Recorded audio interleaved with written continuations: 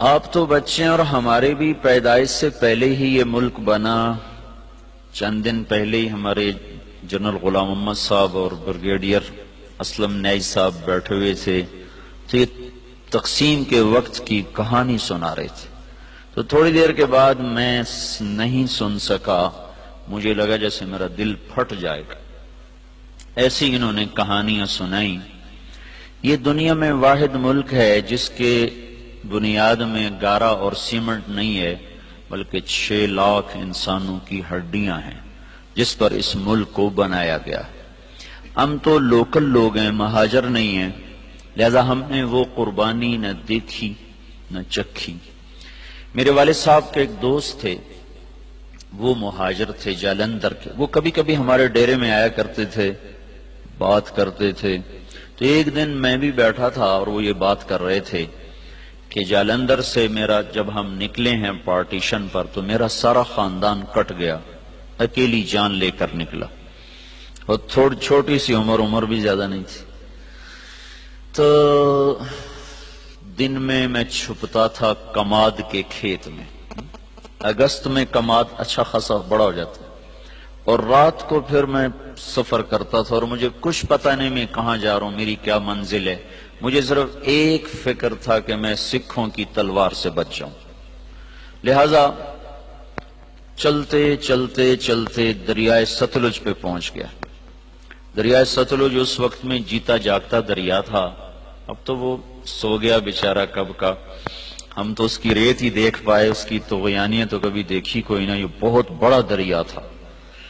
تو کہنے لگے میں ستلج پر پہنچا تو آگے پانی کی موت تھی، پیچھے تلوار کی موت تھی. تو میں نے کہا سکھوں کے ہاتھوں مرنے سے بہتر ہے میں پانی کی نظر ہو جاؤں. تیرنا آتا نہیں تھا. کہنے لگے ایک لکڑی اٹھائی، ایک لکڑی مل گئی، لکڑی اٹھائی اور پانی میں ڈالی. میں کہا یا اللہ زندگی ہے تو پار لگا دے. ادھر پاکستان شروع ہو رہا تھا. تو کہنے لگے جب میں تھوڑا سا اندر گیا تو میں کیا دیکھتا ہوں، سارا دریا لاشوں سے بھرا ہوا بہ رہا تھا. لاش کے ساتھ لاش ایسی ملی ہوئی تھی. معصوم بچے، حسین نوجوان، خوبصورت بیٹیاں، بوڑھی مائیں، بوڑھے باپ ایسے جا رہے تھے. اگرچہ وہ منزل کو پہنچ چکے تھے کہ انہوں نے اللہ کے نام پہ قربانی دی، لیکن ہماری نظر میں وہ ایسی منزل کے راہی تھے جس کا آگے پتہ ہی کوئی نہیں ہے. ستلج کی لہریں ان کا کفن بن رہی تھیں اور ستلج کی تہ ان کی قبر بن رہی تھی. یہی کچھ راوی میں ہو رہا تھا، یہی کچھ چناب میں ہو رہا تھا. یہ 3 دریا ہندوستان سے آتے تھے، ان تینوں میں یہ بہ رہی تھی. اپنی تاریخ پڑھتے رہنا چاہیے، اس سے پتہ چلتا ہے ہماری ابتدا کیا ہے اور ہم نے جانا کہاں ہے. بدقسمتی ایسی ہوئی میرے عزیزوں کہ اس ملک کو نا اتنی اللہ نے دولت سے نوازا ہے کہ آپ اور ہم اندازہ ہی نہیں کر سکتے. میں مکہ میں تھا، مجھے ایک جیولوجسٹ ملا. وہ کہنے لگا میں اپنے علم کی بنیاد پر کہتا ہوں کہ پاکستان جیسی زمین پوری دنیا میں کسی کے پاس کوئی.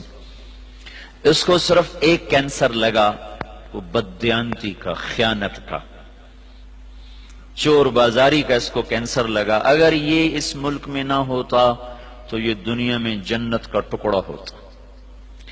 اور اس ملک کو میرے عزیزوں جو لوٹا ہے نا، وہ ان پڑھوں نے نہیں لوٹا، زمینداروں نے، تاجروں نے نہیں لوٹا، بڑے ہائی کلاس پڑھے لکھے لوگوں نے اس کو لوٹا ہے. چونکہ وہ انہوں نے ڈگریاں تو حاصل کی پر انسانیت نہ سیکھ پائے. تو اتنی بڑی قربانیاں ہوئیں اور ہم تو میرے عزیزوں کانٹے ہی چننے والے رہ گئے. بہار دیکھی نہیں اس ملک نے.